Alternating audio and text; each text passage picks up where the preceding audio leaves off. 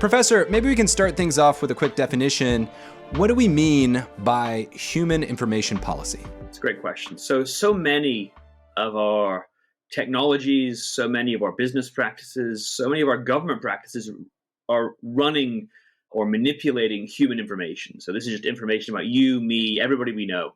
And given the consequences that this processing can have for us, everything from breaches and hacking to consumer and electoral manipulation or the revelation of our darkest secrets, I think it's worth thinking about these legal issues together in a group. Professor, is this an acknowledgement that our basic protections when it comes to the data we create needs to be updated? Sure. I mean, so the Constitution doesn't talk about a right to privacy, as you know. Rights to privacy have been implied in a number of places. Justices have realized that something like privacy or privacy itself is necessary to exercise our First Amendment rights, our Third Amendment rights, our Fourth Amendment rights, our Fifth Amendment rights. I think we need to update this regime in two respects. So the first respect is we need to make sure that as courts interpret this ancient language from the 1780s, they're faithfully translating its protections against the government to a new digital environment. So there were cases a few years ago, the Justice Department took the position that email was not paper, and so therefore it wasn't entitled to protection under the Fourth Amendment. And the Sixth Circuit and then ultimately the Supreme Court ratified the decision a few years later, held that that's just nonsense, that an email is like a letter. And just because it's not made of paper doesn't mean the Fourth Amendment shouldn't apply. So we do run the risk, if we don't continue to update, to continue to faithfully translate and interpret the Constitution, that these hard-won, critically important protections against the state are going to be left behind. As John Marshall said in McCulloch v. Maryland, we must never forget it is a Constitution we're expounding. And so I think too narrow of an attention to some people's minds, boneheaded originalism can subvert, can undercut, can thwart the very protections that the Constitution was intended to create. So we need to engage in the process of updating and judging. Actually, the current Supreme Court's done a great job, to my mind, in this respect on the Fourth Amendment. So in cases like Jones and Riley and Carpenter, they've held that the Fourth Amendment continues to apply and continues to protect people. Since this is a talk on law, maybe we could do a quick 20-second reminder of some of the cases you mentioned. I guess first, the case involving email as paper versus some non-paper. What was the name of the case? So that was a case called Warshack v. United States. It was a lower court case. I don't know if you remember, there were those ads for a natural male enhancement that used to run on cable about 15 years ago, where with Smiling Bob, they go, "This is Bob," and it would show that Bob was going through his day and was very, very happy. Anyway, if you remember those ads, that was the company. It was a company called Berkeley Nutraceuticals, and they were engaged in basically a credit card fraud scheme around herbal supplements that didn't work. But the case against them involved email. And the government took the position that it didn't need a warrant to get the email from the ISP. And Warshack maintained that the government did. And ultimately, in a case by Judge Boggs in the Sixth Circuit, the Sixth Circuit ruled that email is basically like a letter, like a phone call. If police want to get the contents of your communication, they have to go to a judge and get a warrant. And then you mentioned three other cases. If I'm remembering correctly, Jones involved putting a tracker on a car. Riley was something to do with reading your cell phone data. Maybe you can do a quick 20 seconds on those cases each. Absolutely. It was dangerous to ask a law professor to talk for 20 seconds about anything. So Jones is basically the facts of the TV show The Wire. The police put a physical tracking device on the car of a drug dealer to try and locate the stash house. And the Supreme Court unanimously held that you have to get a warrant before you place an object on a car. The holding had to do with trespass theory, but there was a majority of the court, including justices in the majority, who were willing to contemplate a broader reasonable expectation of privacy for non-trespass location tracking. That's Jones. Police have to get a warrant before they track your location with a device placed on your car. Riley involved drug dealers. It involved drug dealers, suspected gang members. What happened was a number of suspected gang members were arrested, and police wanted to look at their phones to see if they could get incriminating evidence from their photos in their phones. And the Supreme Court said, because of the quantity and quality of information that is stored in a modern smartphone, that's different from, say, patting them down and seeing if they had photographs in their wallet. And so the Supreme Court said, even if you have probable cause or justification or a warrant to arrest somebody, before you look in their phone incident to an arrest, you have to get a separate warrant. Then there's the Carpenter case, which is the most recent case from a few years ago. In that case, the Supreme Court picked up the issue that was left after Jones. What if they track your location without a physical trespass? So in that case, instead of placing a tracker on a car, the police went to the phone company and they got the location data from the phone. And the Supreme Court, not 9-0 this time, but a majority of the Supreme Court still held, because of the sensitive nature of location data, if police want to get above a certain amount of location information about you, they have to get a warrant, even if that information is held by a third party like a phone company. Well, that was the first prong. I suppose you could put that under reinterpreting the Bill of Rights for modern surveillance. What was the second? Right. So the Bill of Rights does a great job, particularly when it's interpreted in a faithful way, of dealing with government power. But government power isn't the only kind of power that can be problematic in our society. And it's not the only kind of problematic power that uses human information. So the Bill of Rights under the State Action Doctrine doesn't apply to private parties. So what we need to do is to develop a set of rules to deal with the power that private entities, corporations, and nonprofits and others have over people, particularly when it comes to using their human information. So we dealt with this problem before in the Industrial Revolution. We developed workplace safety rules and rules dealing with pure food. What we need to do is we need to update those Industrial Revolution rules for the Information Revolution and protect humans, protect consumers, as we've often called them, in the context of these relationships with powerful entities like technology platforms or software companies. And a good part of that is because the protections in the Constitution contemplated basically just the government as the invader of privacy rather than, private entities. Exactly. The story of law is, in a very real sense, at least the good story of law, is about restraining problematic exercises of power. And we've got a great set of tools for dealing with government power. That's what constitutional law is. We don't have as good a set of tools for dealing with problems of corporate power. And that's one of the real challenges that we face, so that they faithfully represent and helpfully deal with the problems of the 21st century rather than the problems of the 18th. We're going to be talking about consumer privacy. We're going to be talking about human information. And in the conversation, I'm going to make a couple of references to a book you recently wrote called Why Privacy Matters. And for those who would like to learn more, it's published by Oxford Press.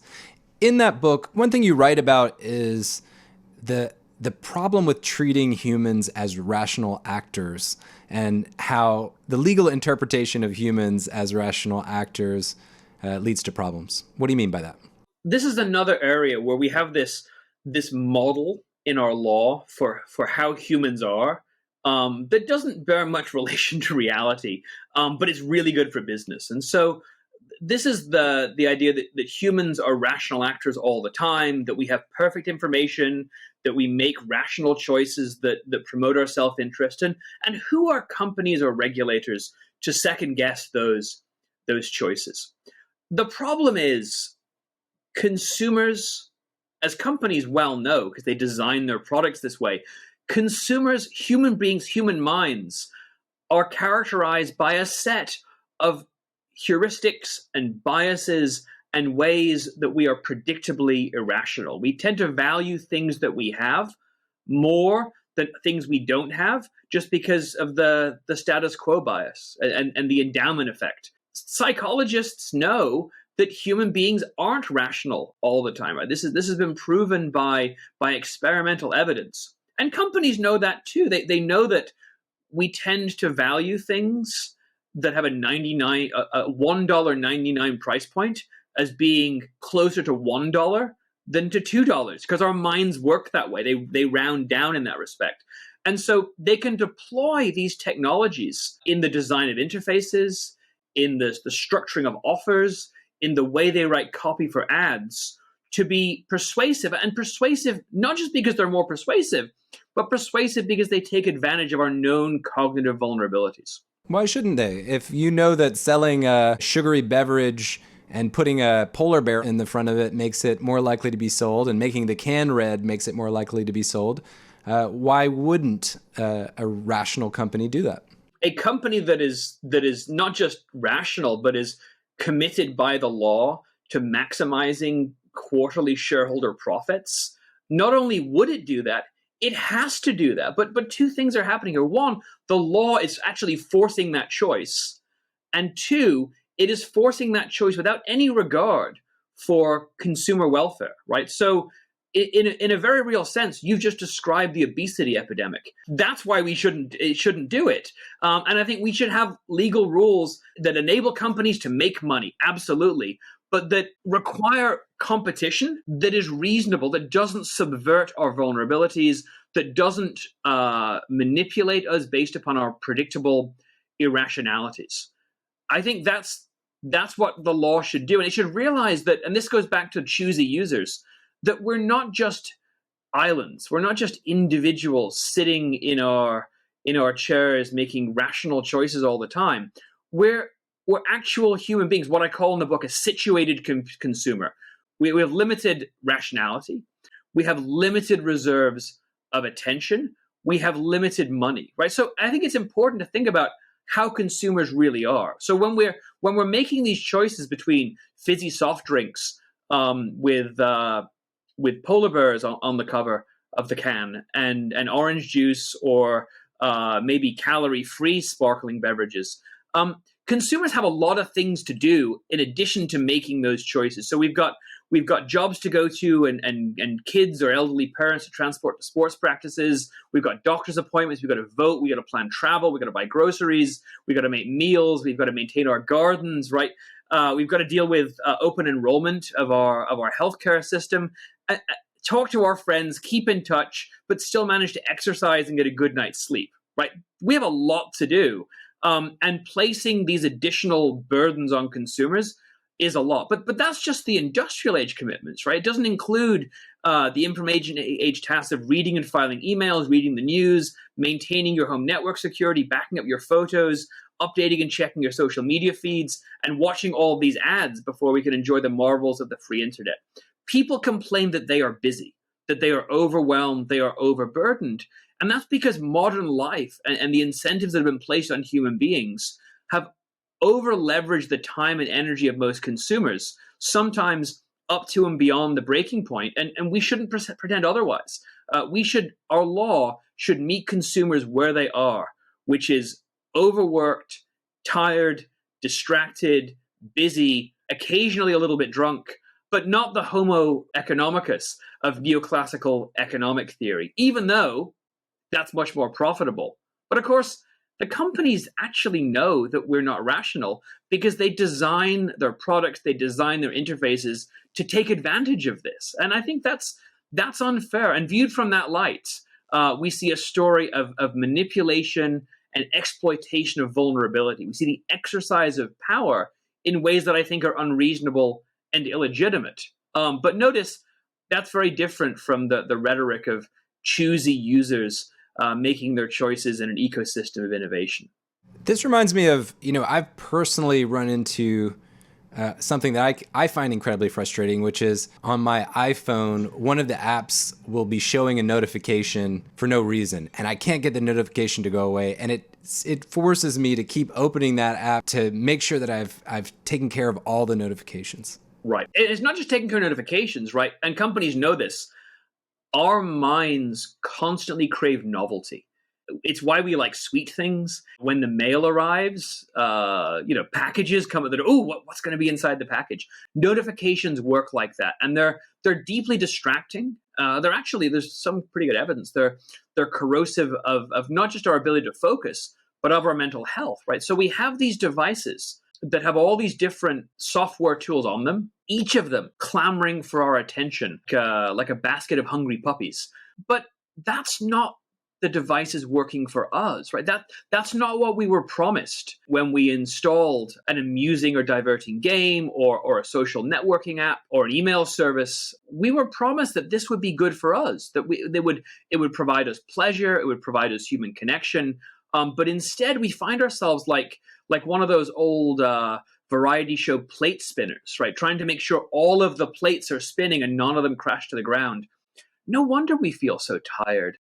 Professor, if the Bill of Rights is not the right solution because that really is a restraint on the government, how do we start to create this protection? Is it through regulating unfair trade practice? Is that the solution?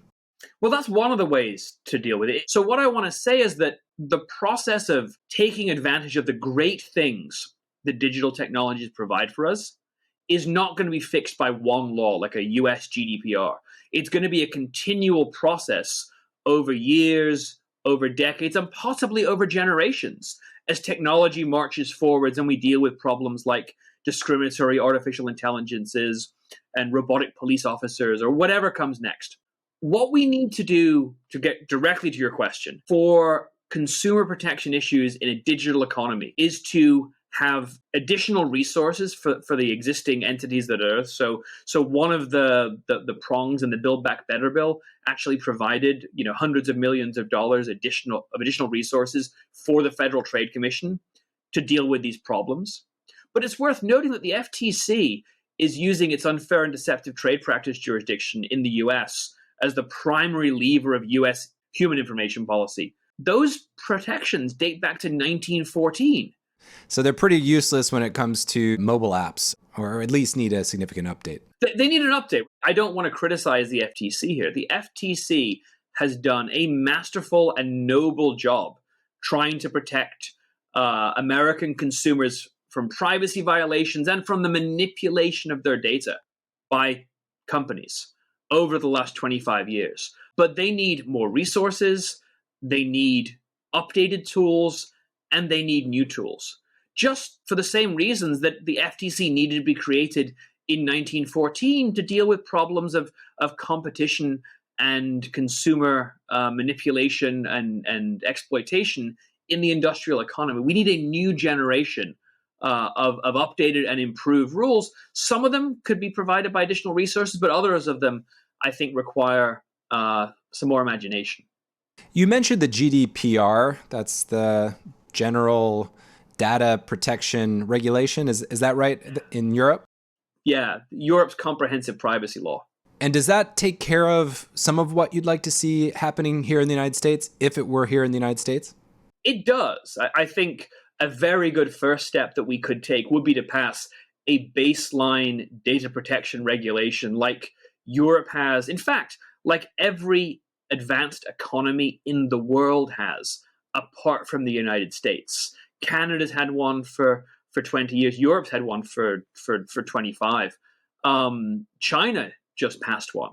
South Korea, Argentina, all of these countries have comprehensive privacy laws, but the United States doesn't. And I think it's a tremendous failure of leadership on the part of Congress, and it's been a tremendous problem for American consumers not having something like the GDPR. But I'd like to go further, but a GDPR would be a good first step. What about what you've seen in some of the states? I know California's passed a couple of data privacy laws, or laws that add to data privacy.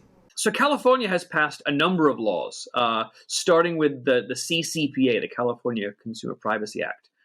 The CCPA is a well-meaning law, but the problem with the CCPA is, first of all, it only applies in California. It's not a national law, so not everybody can avail themselves of its protections. And second, the CCPA remains control-based. It remains rooted in consumer choice and consumer objections to objectionable data practices. It doesn't set basic rules for the road that apply to everybody that is processing data. It only has its strongest effect when consumers choose to exercise their rights. And as we just discussed, consumers are already overburdened. So what I think we should have are baseline rules that actually restrict certain kinds of problematic information practices. The GDPR has some of that, but I think we should go further. Basically, as harried, overburdened, not entirely rational consumers, we should be able to trust that there's a basic set of protections for us so we can live our lives, so we can connect on social media or send email or receive personalized product recommendations from services. But we also have the reassurance that we're not being manipulated, we're not being abused, and we're not being exploited. Before we let you go, why don't we talk through with some detail the types of practices that you'd like to see regulated? In your book, you divide it into 3 categories. One is deception, another is abusiveness or abuse, and then you have some things to say about the free internet. Well, I think there are 4 areas in which our law could be significantly improved. And this is just 4 examples. There are many other areas. The first 2 are deception and unfairness. And these are the tools that the FTC has had to protect consumers since 1914. Let's take deception first. Deception is pretty good. The FTC could have more resources to deal with deception. I think also, though, the definition of deception hasn't allowed it to go after what I think is the most deceptive practice on the modern internet, which is this idea that all of these products and services that are based on surveillance are somehow free. So I'm thinking here of Google Search and Google Documents and Facebook and Twitter. These products are, quote, free in that they don't charge us any cash money to use them. But they are not free in the sense that a value transaction is taking place. And so calling these services free, actually, this is where behavioral economics comes in again, allows companies to have another magical effect on our brains. We tend to overstate the benefits of something labeled free, and we tend to understate its cost. Right? There is no such thing as a free lunch, it turns out. Deception could be strengthened to prohibit companies from calling things free when they're not. And yes, this is a point where companies sort of beat us around the head by saying, but Facebook is free. How can you complain about it? But there is a value transaction, because looking at it from Facebook's side, maybe the value of our data to them is only a small amount in any individual transaction, but added up billions and trillions of times for Facebook, for Google, for other companies, it's created in the aggregate the greatest fortunes known to humankind. And to my mind, that's not a free transaction, and calling it such is deceptive. We can also strengthen unfairness authority. Right now, the FTC has to go through a torturous balancing test in subsection N of section 5, requiring to show not just substantial harm to consumers before something is unfair, but to make sure that the harm is not outweighed by the benefit to consumers or to commerce. In other words, current law allows substantial harm to individual consumers if it helps consumers in the aggregate, and it allows substantial harm to all consumers if it enhances competition. And I think that has the calculus entirely the wrong way around. I think unfairness should be expanded to include significant injuries that don't meet the very high statutory threshold right now. What do you mean by valuing the group of individuals over a subgroup? So the FTC Act was amended in order to bring this balancing test in. So the text of subsection N basically creates this balancing test. In order for something to be an unfair trade practice, the substantial injury cannot be outweighed by a benefit to consumers or to commerce. So what's an example? So you could imagine the Facebook mental health allegation. And I'm deliberately making up the numbers here as an example here, rather than accusing Facebook of this.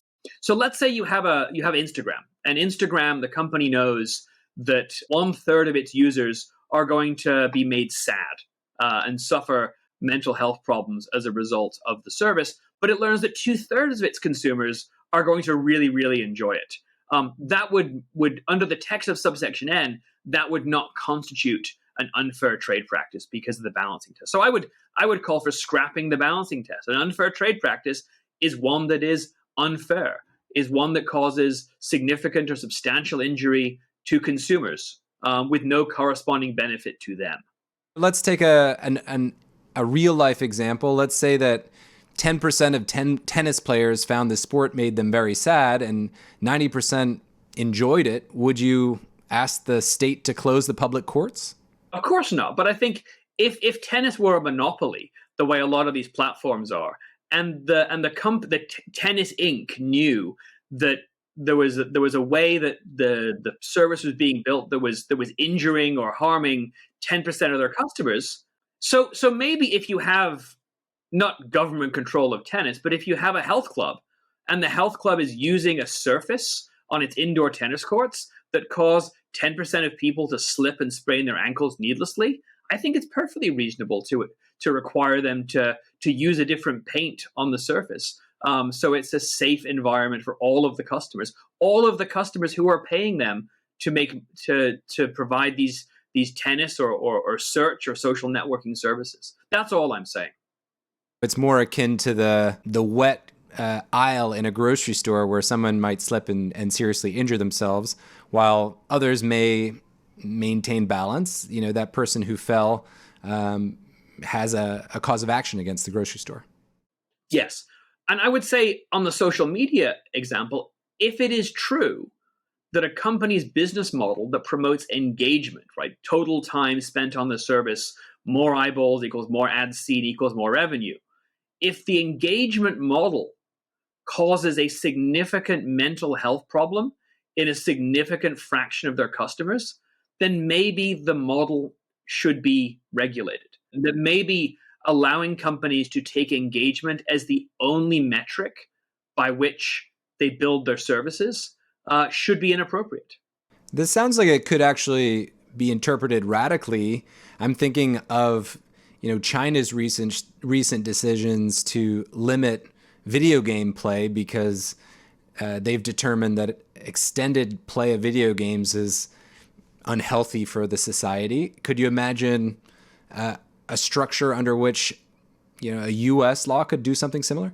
I could. I think American politics would be resistant to anything that was A, imposed by the Chinese government, and B, a result of top-down government command and control of how people choose to use their computers, right? I think politically that would be infeasible. But I think it's certainly okay to build in safeguards, so limits on notification practices. So maybe you can play the game as long as you want, but the company is prohibited from reminding you, hey, you haven't played Clash of Clans or Tetris or Halo in the last 6 hours. Your friends are waiting for you. Check back in, your dragon is about to hatch. Exactly. Well, so that was the next thing is I would love the FTC to seriously look in the context of games at real-time timers. I think those are deeply problematic because they're purely designed to make the technology more addictive, not through better gameplay, but through manipulation and design. And so if you take those off the table, then game designers don't get to compete on how can we better manipulate people to coming back to our service? How can we structure ads and making them watch ads to enable them to progress in our addictive game? They have to compete on gameplay and game design and graphics and character and story. And that's really cool.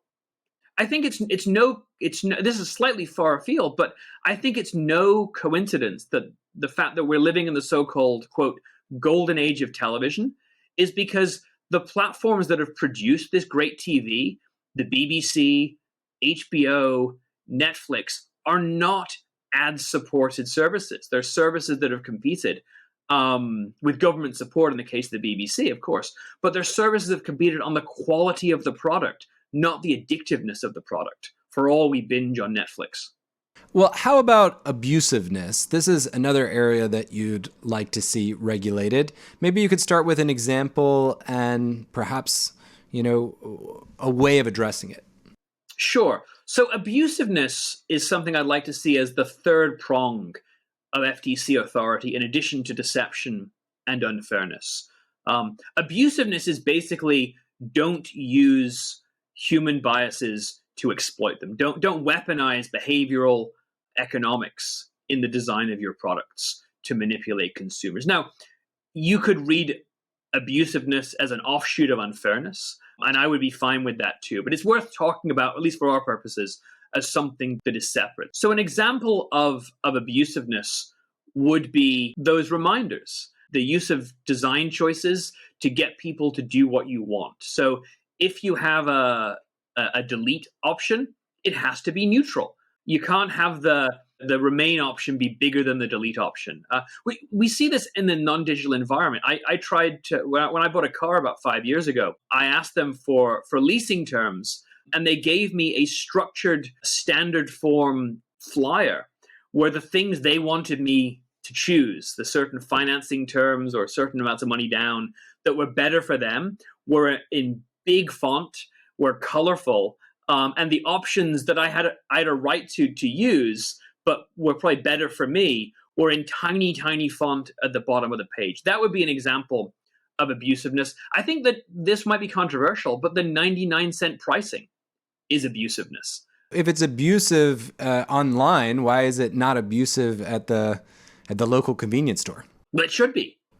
Oh, in other words, you think prices should all be rounded up? The line between things being online and things being offline are blurring anyway. And I think talking about cyberspace, it's a dated term, but talking about the digital environment as if it is somehow separate from our daily lives, particularly now that we carry computers with us everywhere, particularly when location-based advertising is something that is used, and when bricks and mortar businesses are using personal data to better market and segment and sometimes to manipulate us, we need to have a consumer protection law that works for consumers all the time, rather than one separate set for online and one separate set for offline.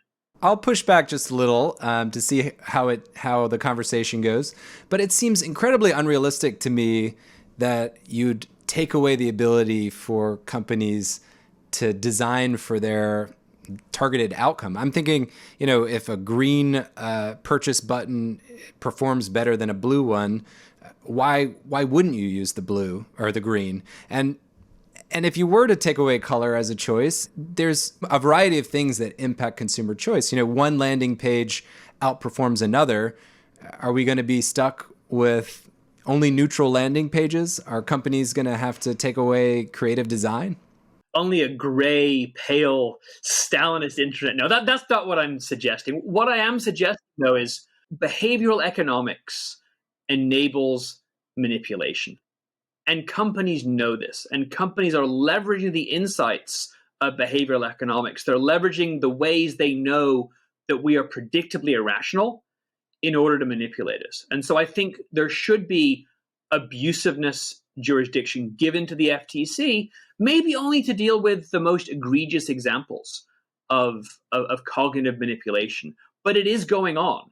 And I think that's an area where we could see legal reform. And I've seen websites that'll have a series of pop-ups where you click yes because you genuinely wanted to click yes, and then they'll send one where you actually might have wanted to click no, but you're so used to clicking yes that you're stuck in the pattern, and you've given them the ability to track your data or turn on notifications. Exactly. Or the timing of those notifications when they know you're most likely to be. I just want to get through. I was trying to buy bagels once, and they made me install the bagel company app in order to get a discount. They actually literally would not let me purchase the bagels. And there were all these privacy terms, and there's people behind me in line at the bagel store saying, come on, just buy your bagels already. And so I clicked through everything because I was in this engineered environment, both the physical space of the store and the digital space of the app interface, where there was no capacity for choice, much less for rational choice. That would be an example too. And of course, there's a lot of overlap between things that are deceptive and things that are unfair and things that are abusive. But I think we need to look at that field a little more broadly in terms of what's problematic than the very narrow industrial age model that we have under current FTC Section 5 unfairness hobbled by subsection N and deception jurisprudence. And if we're arguing about how far is enough, then I'll be delighted to have that conversation. I'll be delighted to lose. But I think we need to have this conversation about a broader understanding of deception, a broader understanding of unfairness, and taking abusiveness seriously as a potential legal wrong we might want to have remedied. So before we move on to the free internet, and actually this is quite a bit related, I'd like to talk to you about targeted ads. This is an area that you've written about. This is an issue that privacy scholars talk about. What's the problem with targeted ads? I guess first off, they're perhaps more useful to the users. Now you're just trying to provoke me, Joel. No, I think in all seriousness, there was an old New Yorker cartoon in the 90s, you may remember. On the internet, nobody knows you were a dog. And it's back in the old days of the internet when it was a realm of radical privacy. And now we've moved from an internet where nobody knows that you're a dog to one where they know what breed of dog you are, and they know your preferences with respect to, different kinds of canned dog food. We have built, under the auspices of human empowerment, the greatest surveillance network in the history of humanity. And we talked in the first conversation about how the data that can be created through surveillance-based advertising can be used for political manipulation, but it can also be used for consumer manipulation as well.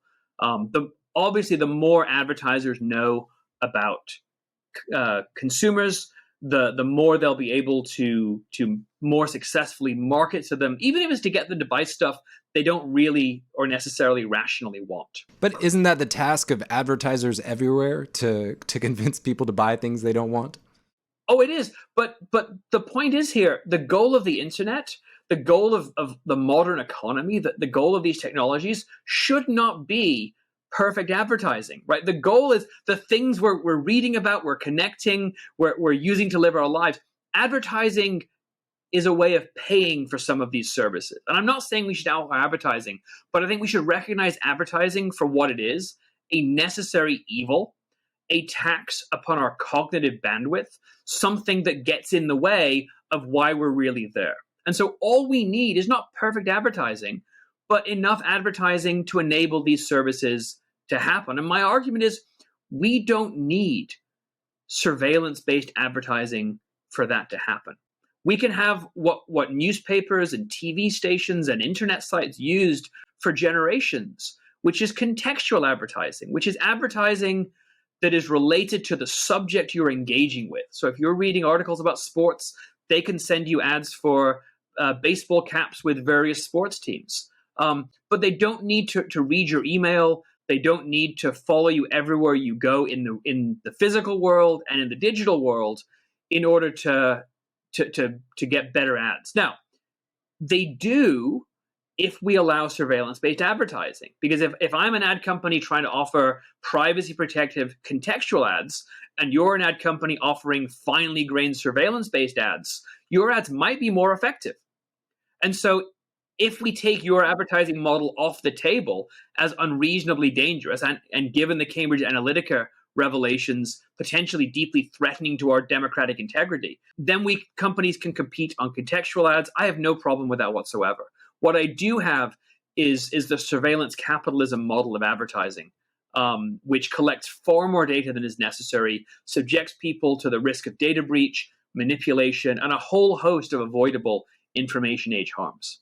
I think this ties into your last criticism, or your last area where protection is needed, which is your general critique of the free internet, with quotations. Maybe you can do a teardown or the case against.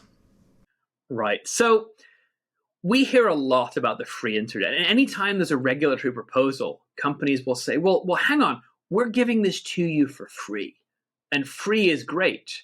Now, we've already discussed why free is cognitively problematic, right? That we tend to overstate the benefits and understate the costs.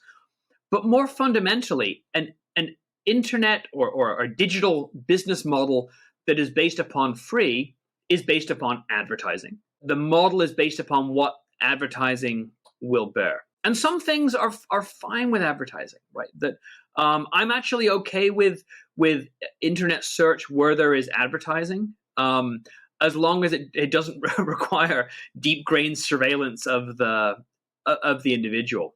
But I think more fundamentally, we should reevaluate the role that advertising plays in our society. I think there is a place for advertising, but I think it has crept in too much.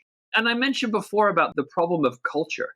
If you think about network TV as opposed to TV that is on Netflix or HBO, the network TV is worse because they're building 26 episode programs of television primarily for whatever will continue to let them sell advertising, rather from culture on its own terms. Whereas a subscription model, whether it's a book or whether it's something like Netflix, you're paying, you're not seeing ads. They have to compete on the quality of the content that they're providing. And so advertising is not this magic panacea. It rests upon surveillance.